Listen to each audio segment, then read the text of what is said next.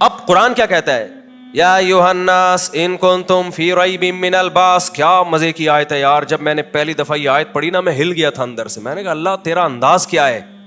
اللہ میاں کا بھی انداز بڑا نرالا ہے. اے لوگو, سارے انسانوں کو اللہ نے خطاب کیا, ان کنتم فی ریب من البعث, اگر تمہیں شک ہے دوبارہ کیسے ریپیئرنگ ہوگی, کیسے بنیں گے, فإنا, تو ہم بنائیں گے بھائی, ایسے بنائیں گے جیسے پہلی دفعہ بنایا. خود بخود نہیں بنے, ایوالو نہیں ہوا ہے یہ. ہم کروڑوں سال میں بن کے نہیں ہے, 9 مہینے میں بن کے اللہ نے ماں کے پیٹ میں بنا کے نکالا ہے ہم کو. سمجھتے ہو بات کو؟ اس 9 مہینے کا جواب چاہیے ہمیں, کروڑوں اربوں سال کی طرف لے کے جا رہے ہیں. میں ایکچولی ایک سیل بنا تھا. یہ فضول باتیں کسی اور کے سامنے کرو. میں سائنسدانوں سے پوچھ رہا ہوں, پانی کے قطرے میں ایک منی کا قطرہ ماں کے رحم میں جاتا ہے, صرف 9 مہینے میں ایسے سافٹ ویئر اس منی کے قطرے میں آٹومیٹیکلی کیسے انسٹال ہو گئے, 9 مہینے میں پورا انسان بن کے نکل آتا ہے. اس کا جواب چاہیے ہمیں. یہ خود بخود نہیں ہو سکتا.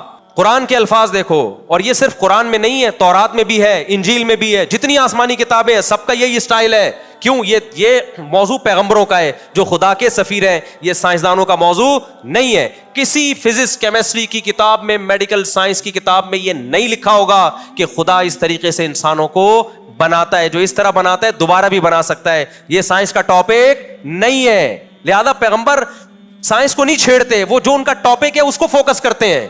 تو پیغمبروں نے کہا تم ہم پہ 3 اعتراض کر رہے ہو کہ پیسہ نہیں ہے, تو پیسہ نہ ہونے کا اعتراض اس سے کیا جاتا ہے جس کو کاروبار میں شریک کر رہے ہو آپ. کیا ہو گیا بھائی, میں آتا ہوں کہ یار میں آپ کے ساتھ بزنس کرنا چاہتا ہوں پارٹنرشپ پہ, آپ کہو کہ آپ کے پاس پیسہ نہیں ہے, معقول اعتراض ہے. میں کہوں بھائی میں آپ کے رشتہ کرنا چاہتا ہوں, آپ کہو آپ کے پاس پیسہ, میں کر نہیں رہا, یہ ویسے ہی مذاق کر رہا ہوں.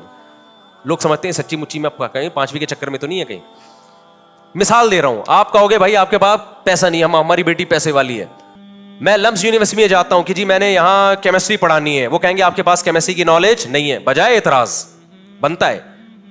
میں جاتا ہوں, میں بولتا ہوں بھائی یہ چور کو پکڑ کے میں اس کا ہاتھ کاٹوں گا, لوگ کہیں گے آپ کے پاس عہدہ نہیں ہے, آپ امپلیمنٹ نہیں کر سکتے قانون کی, آپ کوئی تھانے کے کوئی ایس ایچ او صاحب نہیں ہے آپ.